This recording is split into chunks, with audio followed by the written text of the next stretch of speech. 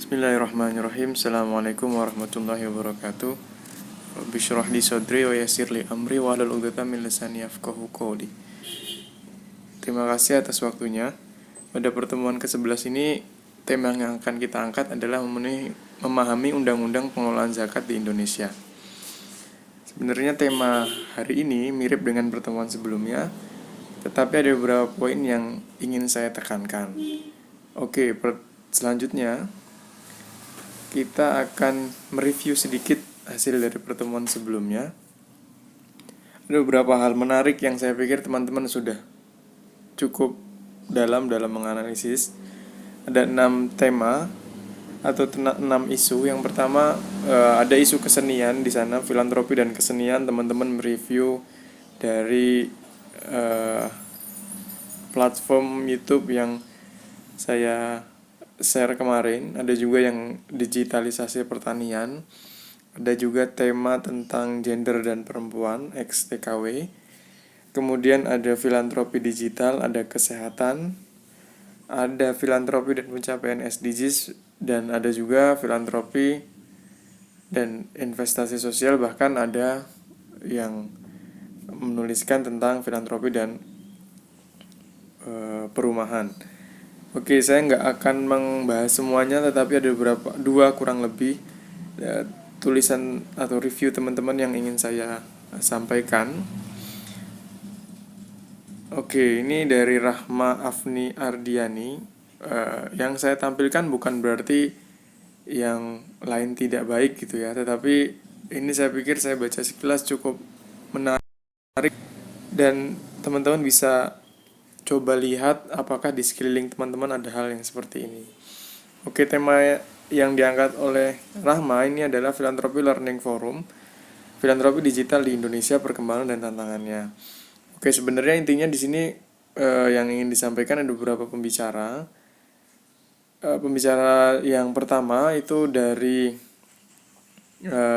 Tini Triwadari, Head of Corporate Communication GoPay. Dia ngomong bahwasannya selama pandemi jumlah donasi melalui digital meningkat. Ini sebenarnya fakta umum ya, realita yang memang ada di dimanapun gitu. Karena memang pada saat pandemi ini tidak pembatasan aktivitas di luar, kemudian banyak kerja dari rumah, makanya donasi melalui digital ini semakin meningkat gitu. Nah, dia juga menyatakan bahwasannya kaum milenial lebih banyak berdonasi secara digital dibandingkan dengan Gen X maupun Gen Z ya. Maksudnya ini berarti Gen Y lebih banyak daripada Gen Z dan Gen Z. Nah, memang kaum milenial ini maksudnya ya kaum muda generasi Y yang aktif di dunia digital. Nah, kemudian hal tersebut didukung oleh Dr. Firman Kurniawan, akademisi UI dan praktisi digital communication and marketing. Nah, dia bilang milenial lebih senang menggunakan peralatan yang mudah melalui donasi digital sehingga tidak perlu bertemu secara langsung. Nah, selama pandemi menurut Triwandari banyak nih contoh-contohnya. Ada salah satu contoh di Masjid Albina maupun di Rumah Singgah Sahabat yang merasakan manfaat dari donasi tersebut. Nah, dia juga menyatakan bahwasannya dari donasi tersebut bisa memberikan manfaat yang besar dan signifikan terhadap pengelolaan dana di masjid maupun yayasan tersebut. Nah, terakhir menurut Profesor Hilman Latif, ya, pengelola Lazismo, teman-teman kalau pernah dengar Prof. Hilman Latif juga sebagai wakil rektor 3 ya di Universitas Muhammadiyah Yogyakarta. Tren peningkatan donasi melalui digital tuh semakin meningkat ya. Dia bilang karena kaum milenial memiliki hidden community sehingga sehingga banyak yang mengarahkan donasinya kepada platform digital. Salah satunya GoPay ya. Nggak mesti GoPay sih sebenarnya, tapi memang banyak yang ke arah donasi digital. Nah, donasi digital memiliki prospek yang baik ke depannya. Namun masih perlu adanya perbaikan serta transparansi penerima dana dan lain-lain. Oke, ini sebenarnya yang ingin saya tekankan. Zaman sekarang filantropi itu sudah mulai banyak hal yang bisa dilihat. Bahkan kita ada di sekeliling kita nggak usah pergi kemana-mana, cukup dengan menggunakan digital saja sudah cukup. Oke, terima kasih Mbak Rahma Afni. Teman-teman bisa melihat juga kalau memang tertarik di YouTube-nya yang berjudul Filantropi Digital di Indonesia, Perkembangan dan Tantangannya. Oke, selanjutnya ada juga catatan yang menarik menurut yang ditulis oleh Imam Nurwanto. Dia mengangkat tema yang peran lembaga filantropi dalam membangun kedaulatan pangan di sektor digitalisasi pertanian. Ini sebenarnya banyak sih yang mengangkat ini, tetapi saya menampilkan yang punya Imam, bukan berarti yang punya yang lain tidak baik, tetapi ini yang bisa, ini sebenarnya lebih ke hal-hal yang ingin saya soroti saja, yang ingin saya highlight. Ada 5 hal menurut Imam yang dilihat dari catatan ini, dari video yang sudah dia tonton. Pertama, ada filantropi ini bisa memantau pertumbuhan dan kesehatan tumbuhan. Jadi teknologi itu disandingkan untuk memantau pertumbuhan dan kesehatan tumbuhan. Yang kedua, menentukan memprediksi waktu panen. Tetap sama menggunakan pendekatan teknologi juga. Tujuannya apa? Tujuannya agar menghasilkan kualitas hasil panen yang baik. Nah, yang ketiga, mengukur efektivitas kerja agar limbah pertanian itu bisa ditekan. Jadi selain kita ngomongin teknologi, tetapi kita juga ngomongin kepekaan terhadap lingkungan ya. Karena di sini dia juga menyampaikan bahwasannya perlu ada efektivitas kerja terhadap pengelolaan limbah pertanian agar bisa menekan munculnya limbah pertanian. Yang keempat, mengukur dan mengatur kebutuhan pupuk agar efektif dan kualitas pertumbuhannya baik. Kemudian yang kelima, irigasi cerdas. Ini tetap menggunakan teknologi sebagai pendekatan yang digunakan, yaitu teknologi irigasi guna manajemen perairan. Dia bisa melihat nih musim hujan seperti apa, musim kemarau seperti apa. Nah, tadi kita ngomong digital, pengumpulan dana melalui digital, saat yang sekarang kita filantropi tetapi berbasis teknologi. Nah, banyak hal filantropi mulai berkembang ya. Ya, yang bisa teman-teman pelajari. Artinya sekarang mulai berkembang gitu ya. Filantropi tidak hanya berpaku terhadap kedermawanan masyarakat saja, tapi mulai berkembang bahkan ke digitalisasi maupun ke teknologi. Oke, selanjutnya ini adalah persiapan tugas UAS mata kuliah filantropi. Saya ingin sampaikan mulai dari hari ini, meskipun masih ada beberapa pertemuan ke depan, tetapi teman-teman bisa mulai mencari tahu lah ya, atau mempersiapkan untuk UASnya agar nanti ketika last minute teman-teman tidak merasa kesulitan.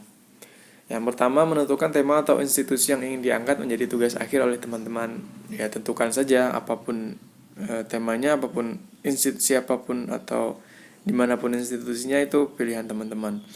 Nah, kemudian yang kedua, tema yang berhubungan dengan mata kuliah. Artinya ini sebenarnya yang ingin saya tekankan bahwasannya coba cari tahu tema institusi atau tema kegiatan menarik yang dilakukan oleh sebuah institusi yang berhubungan dengan filantropi Islam. Nah, tetap sama tentukan yang menarik menurut teman-teman. Seperti mata kuliah pertemuan sebelumnya ya, teman-teman bisa melihat video itu. Kemudian coba yang menarik yang mana, nah itu teman-teman bisa angkat. Keempat, tugas dapat dikerjakan secara kelompok, maksimal 3 orang ataupun individu. Yang kelima, akan lebih baik jika hasil observasi langsung. Dan yang keenam, teknik penulisan akan saya berikan pada pertemuan yang akan datang. Nah, di sini sebenarnya harapan saya teman-teman bisa mencari tahu best practice secara langsung ya. Kalau kemarin kan melalui video. Nah, sekarang best practice secara langsung yang ada di lapangan. Jika memang memungkinkan observasi secara langsung, mungkin ada dari Lazismu atau eh, dompet duafa ataupun lembaga yang lainnya yang kira-kira menarik nih apa yang sudah dilakukan.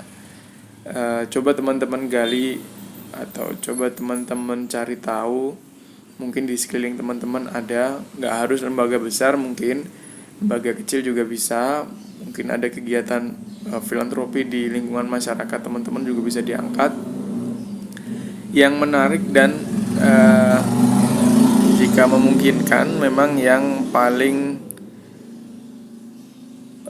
unik menurut teman-teman. Tugas ini nanti nulis ya, kurang lebih cuman mereview program itu, mungkin latar belakangnya seperti apa, terus programnya seperti apa sampai ke hasil yang telah dicapai, kurang lebih seperti itu. Berisikan 3 orang ataupun boleh individu juga, jadi teman-teman boleh membentuk kelompok 3 orang maksimal ataupun mungkin mau dilakukan secara individu juga boleh. Tapi ini masih teknisnya akan saya sampaikan pada pertemuan selanjutnya. Ini baru saya ingin menyampaikan saja teman-teman untuk mempersiapkannya. Oke, selanjutnya ada materi pada saat ini, pada hari ini adalah mengenal Undang-Undang Pengelolaan Zakat di Indonesia. Nah, sama seperti pertemuan sebelumnya, 2 pertemuan sebelumnya sih yang saya jelasin tentang sejarah perundang-undangan atau peraturan tentang zakat di Indonesia. Tapi yang ingin saya tekankan yaitu undang-undang yang sudah muncul di Indonesia. Pertama kali undang-undang ada tahun 98 ya. Di sana itu jawaban atas keresahan para aktivis atau praktisi pengelolaan zakat karena memang pada saat itu belum ada regulasi yang jelas. Kemudian adanya ini diharapkan dapat meningkatkan pengelolaan zakat, pengumpulan dan penyaluran serta pendayagunaan zakat. Mungkin 98 keluar nih undang-undangnya, tetapi ada catatan kritis yang dimunculkan oleh beberapa akademisi maupun praktisi. Yang pertama, benang kusut yang tak terurai. Jadi adapun undang-undang ini dianggap tidak menyelesaikan masalah atau tidak menyelesaikan keresahan yang ada di dunia pengelolaan zakat. Nah, kenapa ada keresahan ini nggak terjawab? Ada beberapa hal. Yang pertama, tidak berisikan aturan yang memaksa. Yang kedua, tidak ada peraturan teknis di bawahnya, baik peraturan pemerintah karena baru ada Permen dan Perdirjen. Kemudian kesimpang siuran siapa leading sektornya, ada juga parsial dan minim sinergi. Kemudian tidak memiliki data akurat terkait muzaki. Nah, ini sebenarnya catatan yang disematkan kepada Undang-Undang Nomor 38 Tahun 1998 tentang pengelolaan zakat. Dan dari catatan tersebut muncul nih antitesis yang mengatakan bahwasanya perlu ada peraturan baru atau revisi undang-undang. Kemudian disahkan tahun 2021 nomor 23. Undang-Undang nomor 23 tahun 2001 tentang pengelolaan zakat. Meskipun demikian masih belum memberikan ketentuan mengikat ya, karena memang di sini para para tokoh pengelolaan zakat menganggap siapapun yang umat muslim yang tidak membayar zakat maka akan dimintakan juga pertanggungjawaban oleh Allah Subhanahu wa taala. Maka tetap tidak dituliskan secara detail terkait dengan ketentuan yang mengikat dari muzaki yang ingin membayarkan zakatnya. Kemudian yang kedua catatannya adalah dari undang-undang ini membentuk Badan Amil Zakat sebagai lembaga non-struktural ya, yang bertanggung jawab langsung kepada Presiden melalui Menteri. Jadi kalau yang sebelumnya ini kan catatannya tidak ada siapa sih leading sektornya. Nah, kalau dengan adanya undang-undang ini ada Badan Amil Zakat sebagai leading sektor. Badan Amil Zakat tidak bekerja sendiri, ada juga lembaga amil zakat sebagai lembaga pendukung ya, yang bisa dibentuk oleh siapapun dengan izin menteri atau pejabat terkait yang diberikan wewenang oleh menteri. Oke, terakhir zakat bisa digunakan untuk usaha produktif selama kebutuhan dasar mustahik telah terpenuhi. Nah, ini sebenarnya beberapa nilai plus dari undang-undang ini, meskipun saat ini sudah mulai banyak nih kritikan-kritikan untuk segera memperbaiki undang-undang tersebut. Karena memang saat ini jika dihitung dari keluarnya undang-undang, sudah 10 tahun lah ya kurang lebih undang-undang ini berlaku. Mungkin ada beberapa catatan yang ternyata sudah tidak relevan lagi. Nah, banyak tokoh-tokoh yang mulai mengkritik untuk merevisi undang-undang ini. Oke, ini beberapa hal, ini sama seperti yang minggu lalu ada undang-undang zakat, undang-undang nomor 23 tahun 2011 ini tentang zakat, ada gambaran umumnya, ada badan amil zakatnya, ada lembaga amil zakatnya, ada pengumpulan, pendistribusian, pendayagunaan dan pelaporannya, ada pembiayaan. Ini pembiayaan yang tadi ditanggung oleh APBN dan APBD, dan hak amil zakat, pembinaan dan pengawasan, peran serta masyarakat, sanksi, larangan, ketentuan pidana, ketentuan peralihan, dan ada beberapa hal yang dijelaskan dalam Undang-Undang nomor 23 tahun 2011 tentang pengelolaan zakat. Dan jika teman-teman ingin mengetahui lebih dalam, bisa melihat poin-poinnya secara detail di undang-undang ini, karena memang undang-undang ini bisa diakses oleh berbagai kalangan ya. Ini referensinya teman-teman bisa buka di sini. Jadi nanti ada dua artikel, kemudian satu undang-undang. Jadi teman-teman bisa mengakses secara mandiri ya. Oke, cukup sekian dari saya. Jika ada salah-salah kata saya, mohon maaf. Kita akan lanjutkan diskusi di WA group. Wassalamualaikum warahmatullahi wabarakatuh.